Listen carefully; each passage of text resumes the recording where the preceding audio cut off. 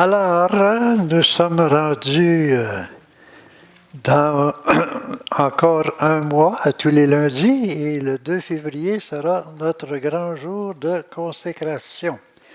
Ça, pardon? Le soir, à 7 heures, à la prière. La messe à 7 heures, le soir, on prend cette messe-là pour notre consécration.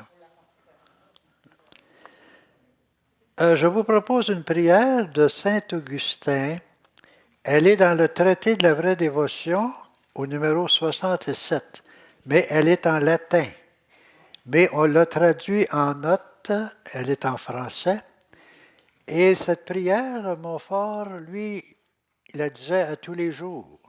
Il a dit, ceux qui savent le latin réciteront à tous les jours cette prière. Et c'est pour obtenir cette prière une véritable dévotion à Marie, et c'est pour aussi demander l'amour de Jésus que nous cherchons par la Divine Marie. Ça, ce sont les paroles même de Montfort que vous trouvez au numéro 67 de la vraie dévotion. Au nom du Père et du Fils et du Saint-Esprit, Amen. Elle est dans ce livret, ceux qui ont le livret peuvent lire avec moi. Pour obtenir de votre miséricorde une véritable dévotion à votre Sainte Mère et pour l'inspirer à toute la terre, faites que je vous aime ardemment et recevez pour cela la prière embrasée que je vous fais avec Saint Augustin et vos véritables amis. C'est à la page 10 du livret. Alors voilà la prière. Tu es, ô Christ, mon Père saint, mon Dieu plein de miséricorde, mon Roi infiniment grand, tu es mon pasteur charitable, mon unique maître, mon aide plein de bonté, mon prêtre éternel, mon bien-aimé d'une beauté ravissante, mon pain de vie. Tu es mon guide vers la patrie, ma vraie lumière, ma douceur toute sainte, ma voix sans détour. Tu es ma sagesse brillante par son éclat, ma simplicité sans tache, ma paix et ma douceur. Tu es enfin toute ma sauvegarde, mon héritage précieux, mon salut éternel. Christ Jésus, aimable Seigneur, pourquoi dans toute ma vie ai-je aimé? Pourquoi ai-je désiré autre chose que toi, Jésus, mon Dieu? Où étais-je quand je ne pensais pas à toi? Que désormais mon cœur n'ait de désir et d'ardeur que pour le Seigneur Jésus. Qu'il se dilate pour m'aimer que lui seul. Désir de mon âme, assez de retard, courez maintenant, hâtez-vous d'atteindre le but auquel vous aspirez, cherchez vraiment celui que vous cherchez. Ô Jésus, anathème à qui ne t'aime pas, qu'il soit rempli d'amertume celui qui ne t'aime pas. Ô doux Jésus, sois l'amour, les délices et l'admiration de tout cœur, dignement consacré à ta gloire. Dieu de mon cœur et mon partage, divin Jésus, que mon cœur tombe dans une sainte défaillance et que tu vives en moi.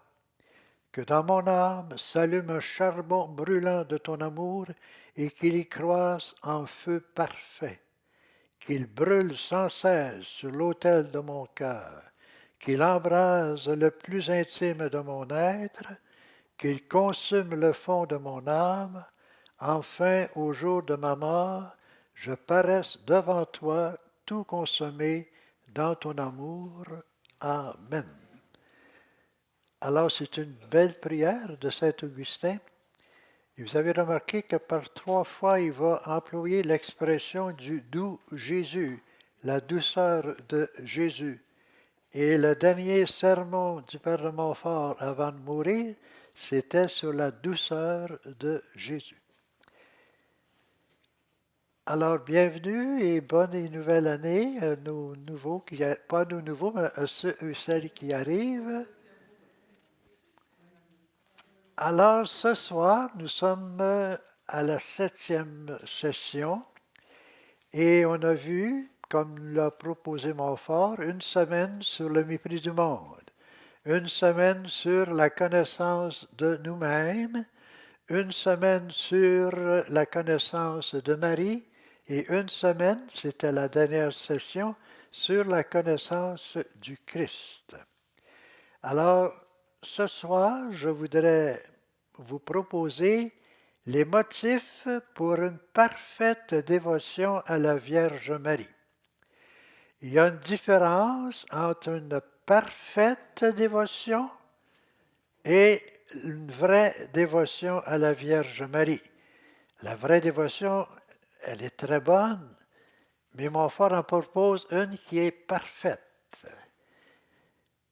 Alors, il va proposer des pratiques extérieures et des pratiques intérieures. Alors, je vous cite un numéro de la vraie dévotion, le numéro 91. Parmi tant de pratiques différentes de la vraie dévotion à la Sainte Vierge, une dévotion qui est normale, ordinaire, quelle est la plus parfaite, la plus agréable à la Sainte Vierge, la plus glorieuse à Dieu et la plus sanctifiante pour nous afin de nous y attacher. Alors, ce que Montfort nous propose dans la parfaite dévotion, il y a 4 qualités différentes. Elle est parfaite, elle est la plus agréable à la Vierge, elle est la plus glorieuse à Dieu et la plus sanctifiante. Le mot clé dans tout le traité de la vraie dévotion, c'est le mot pratique. Montfort propose des pratiques. Dans la dévotion normale, il propose des pratiques extérieures et des pratiques intérieures. Vous pouvez trouver ces pratiques extérieures dans le traité de la vraie dévotion au numéro 116. Et les pratiques intérieures, mais d'une dévotion normale, au numéro 115. Alors, il y a plusieurs pratiques de dévotion dans ce sens-là. Et même Montfort a une note assez intéressante là, lorsqu'il va nous dire qu'il y a un livre qui est écrit et qui propose plus d'une centaine de pratiques de dévotion à la Vierge. Ça s'intitule « Le paradis ouvert à Philagie pour la dévotion à la Mère de Jésus, aisée à pratiquer ». Alors, dans ce livre, on propose plus d'une centaine de pratiques. À Montfort, lui, lorsqu'il va nous parler de la parfaite dévotion à la Vierge, va nous parler aussi de pratiques extérieures. Il en propose 7. Et ce que nous faisons actuellement, notre préparation à vivre la consécration, c'est pour lui déjà une pratique extérieure. Parmi les pratiques extérieures qu'il privilégie, il y a la récitation du Magnificat, il y a la récitation évidemment du rosaire. Donc ces pratiques-là, vous pouvez les trouver à partir du numéro 228 dans la vraie dévotion. Elles sont au nombre de 7. Mais ce qui est plus important, c'est la pratique intérieure. Elle peut se diviser en 4, mais en fait, c'est une pratique. C'est par, avec, en, pour. Alors, c'est le secret que Montfort nous propose. Quand il nous propose le secret, c'est en fait un double secret. C'est de se consacrer comme esclave d'amour et ensuite de faire toutes nos actions par, avec, en, pour Marie. Ça, c'est très bien spécifié dans le secret de Marie. Alors, c'est là qu'il nous dit, il propose avant différentes dévotions à la Vierge Marie. La troisième dévotion à la Sainte Vierge, connue et pratiquée de très peu de personnes, est celle que je vais vous découvrir ou vous enseigner. En quoi elle consiste? Voici le secret. Âme prédestinée, elle consiste à se donner tout entier en qualité d'esclave à Marie et à Jésus par elle. Ça, c'est le premier volet ou la première partie du secret. La deuxième partie du secret, à faire toutes choses avec Marie, en Marie, par Marie et pour Marie. Ça, c'est au numéro 28 du secret de Marie. Alors, c'est dans ce sens-là que Montfort, maintenant, veut donner des raisons pourquoi on doit, évidemment, être motivé pour vivre cette parfaite dévotion à la Vierge Marie. Là, Montfort va nous donner 8 raisons, 8 motivations. Ça, c'est pour, comme on l'a dit dans la prière de Saint Augustin tout à l'heure, pour inspirer la dévotion à la Vierge Marie, il faut donner des motifs, des raisons pour le faire, mais on a nos propres raisons personnelles. Pourquoi moi je veux me consacrer à la Vierge Marie dans l'optique que nous propose le Père de Montfort? J'ai mes raisons personnelles. Et ces raisons personnelles-là, c'est parce que c'est l'Esprit qui nous inspire à nous, à nous, à nous impliquer et à nous engager dans cette parfaite dévotion à la Vierge Marie. Montfort insiste beaucoup là-dessus. C'est un secret de l'Esprit, il l'a appris du Très-Haut, et seul c'est l'Esprit qui nous conduit pour vivre cette parfaite dévotion. Alors, parmi les 8 raisons, c'est toutes, comme vous pouvez le voir, des citations qui sont dans le traité de la vraie dévotion à la Vierge Marie, et je vous les résume en quelques mots. Alors, la première raison, c'est que c'est une donation totale de nous-mêmes à Dieu. Mais cette dévotion ici fait donner sans réserve à Jésus et à Marie toutes ses pensées, paroles, actions et souffrances et tous les temps de sa vie. C'est fort, ça, là, hein?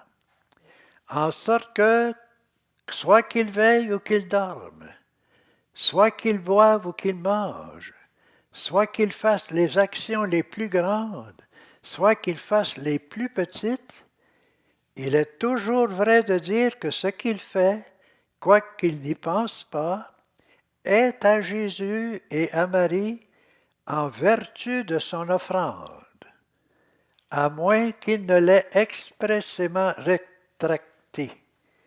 Et Montfort s'exclame, quelle consolation! Alors, tout est inclus là, dans notre geste de consécration que nous allons faire le 2 février. Montfort nous dit que le contenu de cette consécration, c'est plus fort que les 3 vœux de religion. Comme religieux, dans les congrégations religieuses, nous faisons 3 vœux de pauvreté, de chasteté et d'obéissance. C'est déjà beaucoup. Mais notre consécration à Marie est plus que tout cela. Parce que la pauvreté, c'est limité aux biens matériels, l'obéissance est limitée aux ordres d'un supérieur, et la chasteté, évidemment, c'est soit pour nous, c'est dans le célibat, mais pour d'autres, c'est dans la vie du mariage. Donc, notre consécration, c'est beaucoup plus que cela. Et il nous dit même que c'est une action héroïque et désintéressée. C'est très fort. Hein? Quand on connaît vraiment le contenu, là, hein, il n'y a absolument aucune exception. Et on donne même la valeur entière de toutes nos bonnes actions. Tout ce qu'on fait de bien, tous les mérites qu'on peut obtenir, bien, on les donne. Hein, les faveurs qu'on peut obtenir, on les donne. Et non simplement ici sur la terre, mais aussi au ciel. Hein. Notre consécration ne finit pas sur terre, mais elle continue au ciel. Alors, on le voit dans la formule de la consécration. Donc, c'est une action héroïque et désintéressée. Et une des qualités que Montfort propose, lorsqu'il parle d'une vraie dévotion, mais surtout de la parfaite dévotion, c'est qu'elle soit désintéressée. C'est le numéro 110 de la vraie dévotion. Les autres qualités, il faut que la dévotion soit intérieure, qu'elle soit tendre, qu'elle soit sainte, qu'elle soit constante, mais désintéressée. Cinquièmement, la vraie dévotion, et à plus forte raison la parfaite dévotion à la Sainte Vierge, est désintéressée. C'est-à-dire qu'elle inspire à une âme de ne point se rechercher, mais Dieu seul dans sa Sainte Mère. On est décentralisé complètement de soi-même. Un vrai dévot de Marie ne sert pas cette auguste reine par un esprit de lucre et d'intérêt, ni pour son bien temporel, ni éternel, corporel, ni spirituel. Autrement dit, on se donne à elle, c'est pas simplement pour obtenir des faveurs. On va en obtenir des faveurs, c'est sûr, mais ce n'est pas le but. Hein? Ce n'est pas le motif. Hein? C'est complètement désintéressé. Hein? Même des biens temporels et des biens spirituels. Pourquoi? Mais uniquement parce qu'elle mérite d'être servie, la Vierge Marie, et Dieu seul en elle. Il n'aime pas Marie précisément parce qu'elle lui fait du bien ou qu'il en espère d'elle, mais parce qu'elle est aimable. C'est pourquoi il l'aime et la sert aussi fidèlement dans les dégoûts et sécheresses que dans les douceurs et ferveurs sensibles. Même si on ne ressent absolument rien, hein, on l'aime et on la sert, la Vierge Marie et Jésus par elle et en elle. Il l'aime autant sur le calvaire qu'aux noces de Cana. Et là, Montfort nous dit « Oh, qu'un tel dévot de la Sainte Vierge, qui ne se recherche en rien dans ce service qu'il lui rend, est agréable et précieux aux yeux de Dieu et de sa Sainte Mère, mais qu'il est rare maintenant. » Il n'y en a pas beaucoup. C'est afin qu'il ne soit plus si rare que j'ai mis la plume à la main pour écrire sur le papier ce que j'ai enseigné avec fruit en public et en particulier dans mes missions pendant bien des années. Alors le contenu de la vraie dévotion, c'est vers la fin de la vie de Montfort. Il l'a enseigné pendant bien des années dans ses missions, lorsqu'il prêchait et surtout lorsqu'il avait des personnes qui venaient pour demander ses conseils spirituels, lorsqu'il était directeur spirituel en particulier. Hein. Alors, c'est pour vous montrer le sérieux de ce qu'on va faire. Mais c'est héroïque, c'est désintéressé, mais c'est l'esprit qui est à l'arrière, c'est l'esprit qui nous pousse, et c'est des conséquences extraordinaires qui vont s'en suivre lorsque nous verrons la semaine prochaine les effets merveilleux de cette dévotion.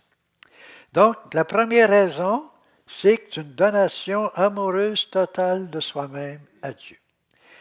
La deuxième raison, elle est très forte. C'est une imitation du Christ et de la Trinité amoureuse.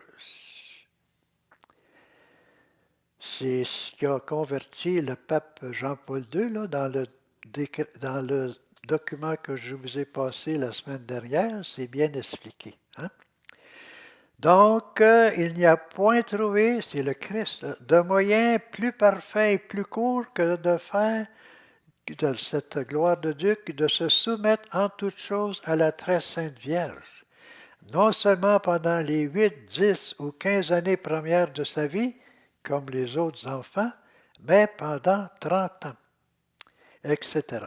Donc, on fait ça, c'est à l'exemple de Jésus-Christ.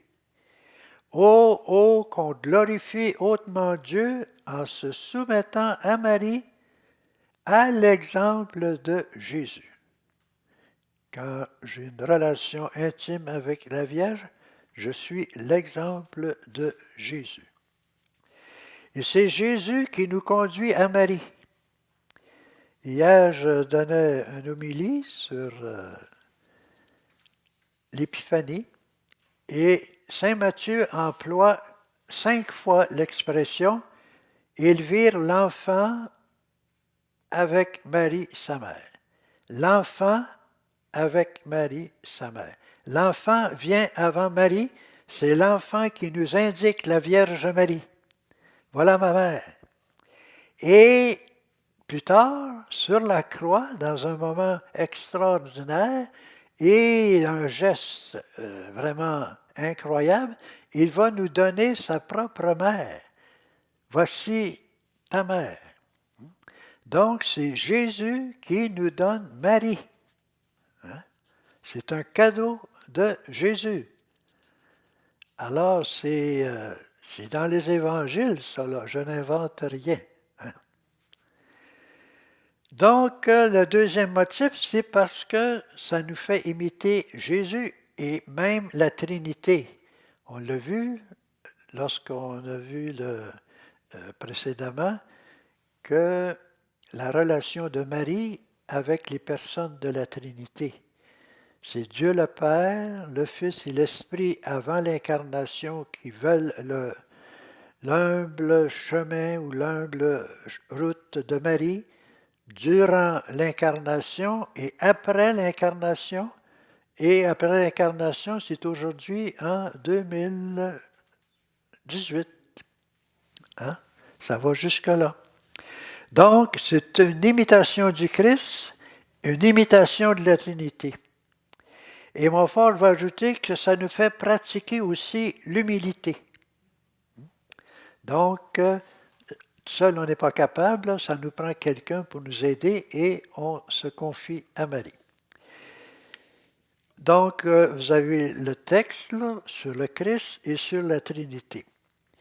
Et Montfort de nous dire, quand il nous a parlé du Christ, ayant devant nos yeux un exemple si visible et si connu de tout le monde, sommes-nous assez insensés pour croire trouver un moyen plus parfait et plus court pour glorifier Dieu que celui de se soumettre à Marie, à l'exemple de son Fils.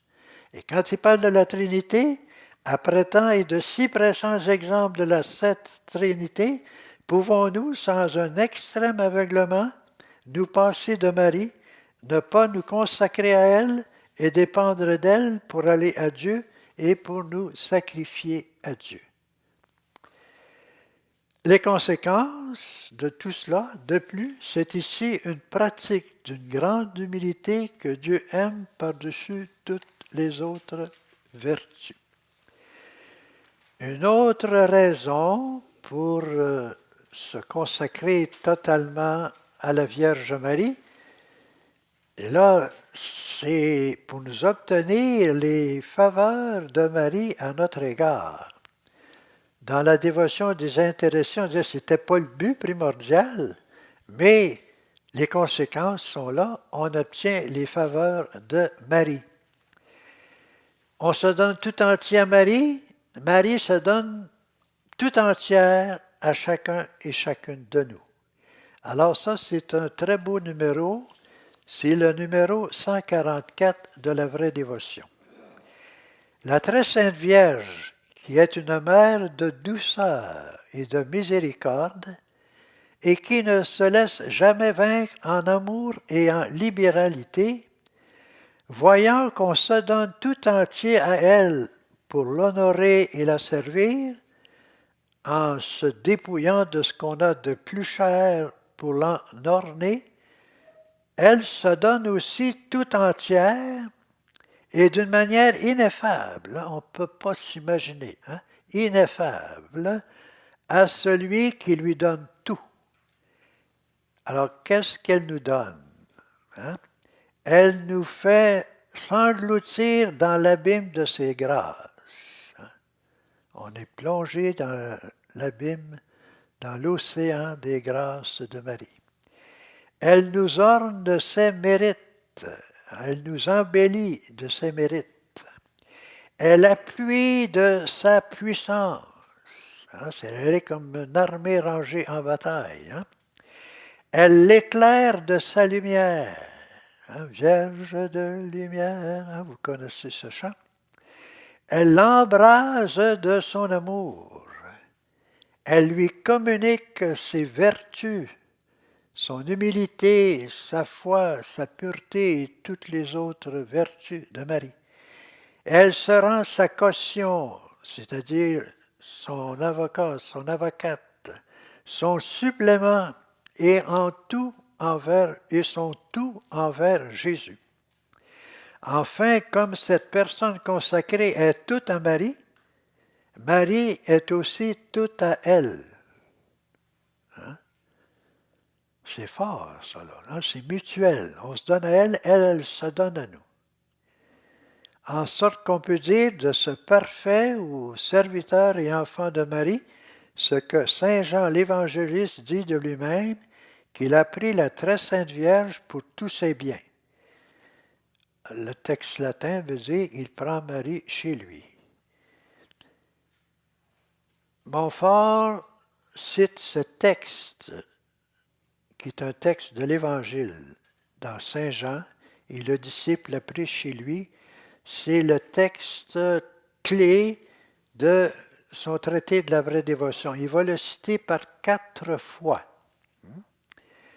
Et prendre Marie chez lui, ça ne veut pas dire le prendre dans sa maison, comme le disciple Saint Jean pouvait le faire. Il l'a probablement fait aussi, mais c'est beaucoup plus profond que ça. Si on étudie le texte grec, ce n'est pas dans sa maison, mais dans ses biens personnels, dans ses biens spirituels, autrement dit, dans sa relation la plus intime avec le Christ, il prend Marie avec lui. Il la prend, c'est le commentaire que faisait Jean-Paul II, dans son moi humain et dans son moi chrétien. Et quel est le moi chrétien? On l'a vu à l'occasion de notre session sur le baptême. C'est tout cet organisme spirituel des vertus théologales, foi, espérance et charité. On prend Marie dans tout cela. C'est les dons du Saint-Esprit, on prend Marie dans tout cela. C'est les vertus cardinales et tout ce qui s'ensuit. Et c'est toujours Marie qui est impliquée dans tous nos biens intérieurs. Donc, c'est dans ce sens-là que Marie agit en nous. Elle est une présence qui vraiment nous purifie de nos actions, nous enrichit de nos bonnes œuvres et qu'elle présente nos bonnes œuvres à Jésus. C'est dans les numéros suivants de la vraie dévotion où Montfort nous l'explique très bien. Donc, une autre raison, c'est les faveurs de Marie à notre égard. Une autre raison pour inspirer cette dévotion aux autres, et pour nous aussi, c'est que c'est un moyen excellent, le plus excellent pour procurer la gloire de Dieu. Et là, c'est le numéro 151. Cette dévotion fidèlement pratiquée est un excellent moyen pour faire en sorte que la valeur de toutes nos bonnes œuvres soit employée à la plus grande gloire de Dieu. Un parfait serviteur de cette bonne maîtresse, qui s'est tout consacré à elle, comme nous l'avons dit, peut dire hardiment que la valeur de toutes ses actions, pensées, paroles, est employée à la plus grande gloire de Dieu, à moins qu'il ne révoque expressément son offrande. Alors, peut-on trouver rien de plus consolant pour une âme qui aime Dieu d'un amour pur et sans intérêt et qui prise plus la gloire de Dieu et ses intérêts que les siens? Alors, c'est Montfort dans son expérience. Il dit, si vous voulez procurer la plus grande gloire de Dieu, et Montfort a été élevé par les Jésuites, et les Jésuites, leur devise, c'est de procurer la plus grande gloire de Dieu. Alors, il s'est fait montrer très souvent en quoi consistait cette grande gloire de Dieu par ses directeurs spirituels qui étaient des Jésuites et par ses enseignants qui étaient des Jésuites. Montfort va nous dire encore qu'une des autres raisons, c'est que Marie est un chemin parfait d'union avec le Seigneur. Et il va donner 4 caractéristiques à ce chemin. C'est un chemin aisé, court, parfait et assuré. Il y a d'autres chemins pour aller à Jésus. Ce que Montfort propose, c'est un chemin où c'est beaucoup plus facile et moins compliqué que d'autres chemins. Et je vous cite un numéro 152, où il nous dit, mais par le chemin de Marie, on passe plus doucement et plus tranquillement. Mais cette bonne mère et maîtresse se rend si proche et si présente à ses fidèles serviteurs pour les éclairer dans leurs ténèbres, pour les éclaircir dans leurs doutes, pour les affermir dans leurs craintes, pour les soutenir dans leurs combats et leurs difficultés, qu'en vérité ce chemin virginal pour trouver Jésus-Christ est un chemin de roses et de miel à vue les autres chemins. Montfort connaissait les autres chemins. Il connaissait parce qu'il vivait à une époque où il y avait de très grands spirituels et on étudiait souvent Saint Jean de la Croix, Sainte Thérèse d'Avila, et il semble ici référer à ces deux grands maîtres spirituels lorsqu'il dit ceci. Saint Jean de la Croix va parler de nuit obscure, de nuit des sens, il va parler du monté, du mont Carmel, etc. Alors voici ce que Montfort dit. C'est un numéro 151.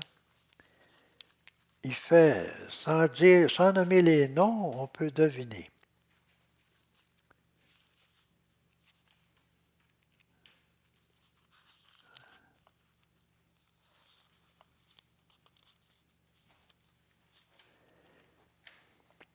C'est un chemin aisé. C'est un chemin que Jésus-Christ a frayé en venant à nous et où il n'y a aucun obstacle pour arriver à lui. On peut, à la vérité, arriver à l'union divine par d'autres chemins, mais ce sera par beaucoup plus de croix, de morts étranges et avec beaucoup plus de difficultés que nous ne vaincrons que difficilement. Il faudra passer par des nuits obscures, par des combats et des agonies étranges, par sur des montagnes escarpées, par sur des épines très piquantes et des déserts affreux. Mais par le chemin de Marie, on passe plus doucement et plus tranquillement. Donc, c'est une allusion à d'autres chemins qui sont plus compliqués. D'accord? Notre vie spirituelle, c'est un cheminement, hein? C'est une croissance. Sainte Thérèse va parler de 7 demeures. Les 3 premiers demeures, c'est au point de vue ascétique où on fait des efforts nous-mêmes pour pratiquer la vertu, etc., et se détacher de l'esprit du monde.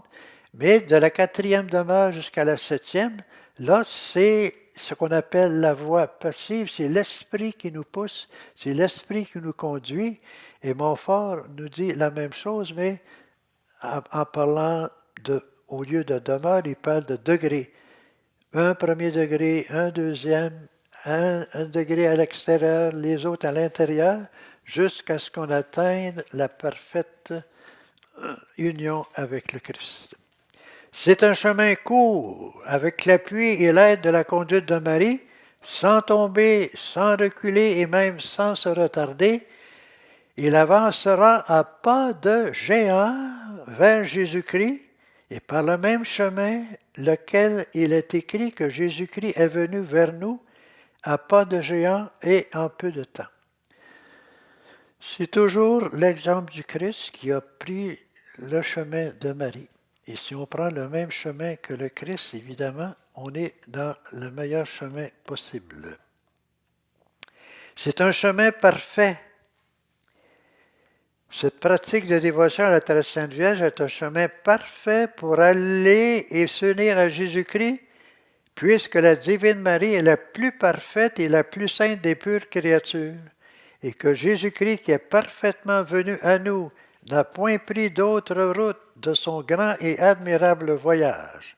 Le Très-Haut, l'incompréhensible, l'inaccessible, celui qui est, a voulu venir à nous, petits, vers de terre, c'est une expression de l'époque, là, qui ne sommes rien. Donc, c'est un chemin, comme on vient de le voir, aisé, court, parfait, et un chemin assuré. Ce chemin est un moyen assuré pour aller à Jésus-Christ parce que le propre de la Sainte Vierge est de nous conduire sûrement à Jésus-Christ, comme le propre de Jésus-Christ est de nous conduire sûrement au Père éternel. Quel est le rôle de Marie? C'est de nous conduire au Christ. Et quel est le rôle du Christ? C'est de nous conduire au Père.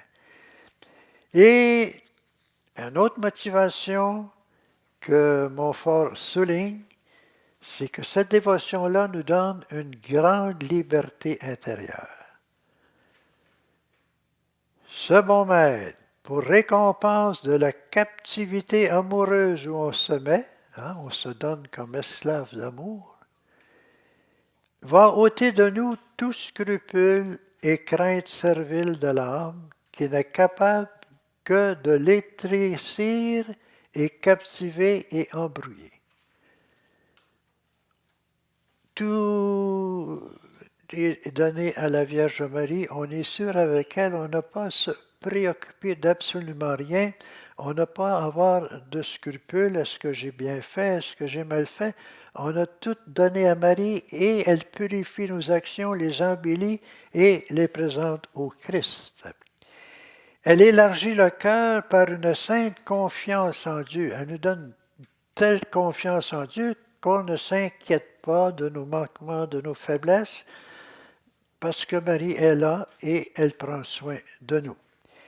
Et on regarde Dieu pas comme un juge sévère, mais comme vraiment un père très aimant.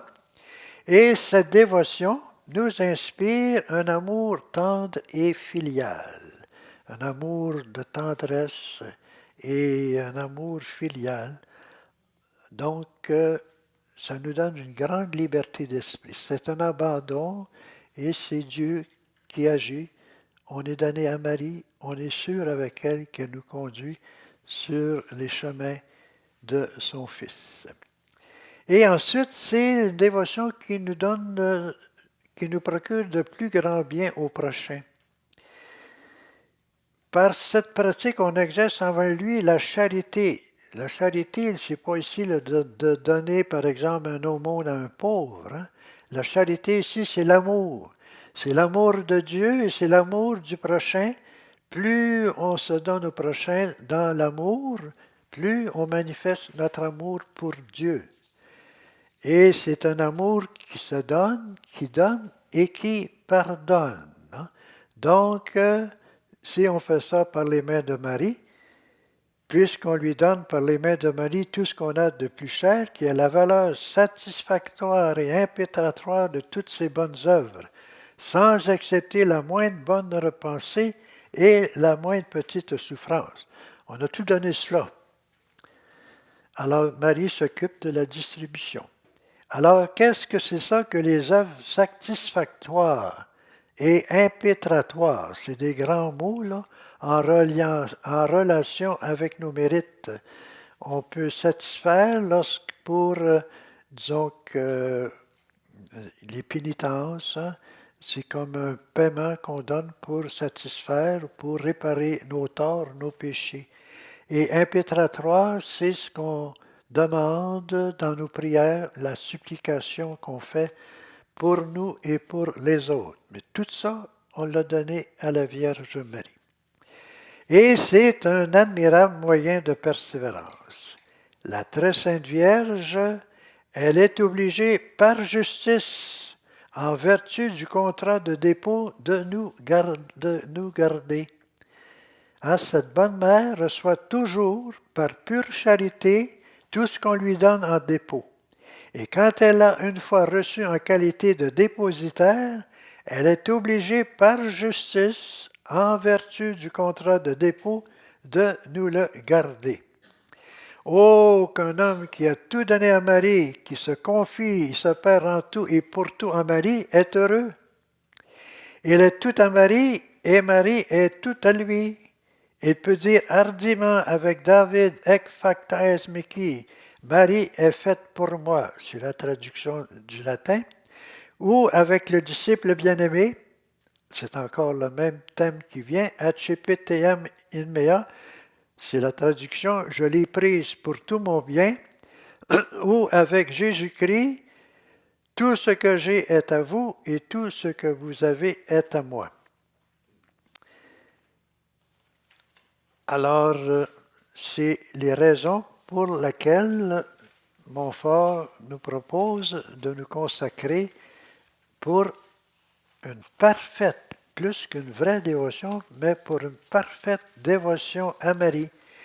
Et sur l'autre feuille, je vous donne un résumé de ce qu'on vient de voir, les motivations pour nous consacrer à Jésus par Marie. Et après, je mets un résumé qu'on nous verrons plus tard, les effets merveilleux de cette dévotion.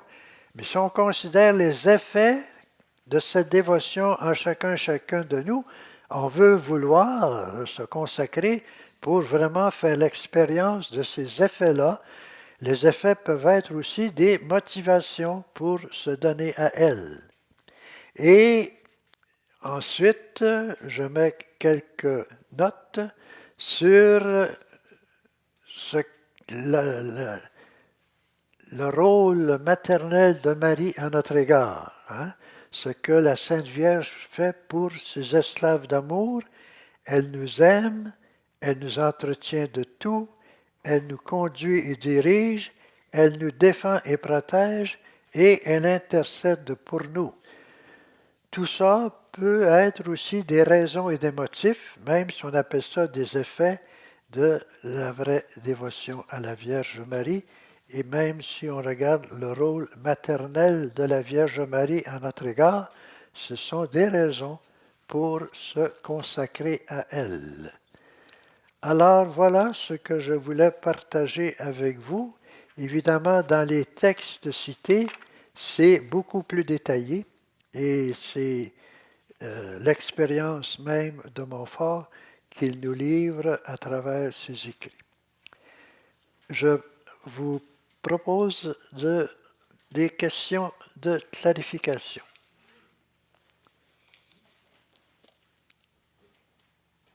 Je lisais la fin de semaine passée des articles sur le scapulaire. Oui. Ça fait quelques années que je porte le scapulaire.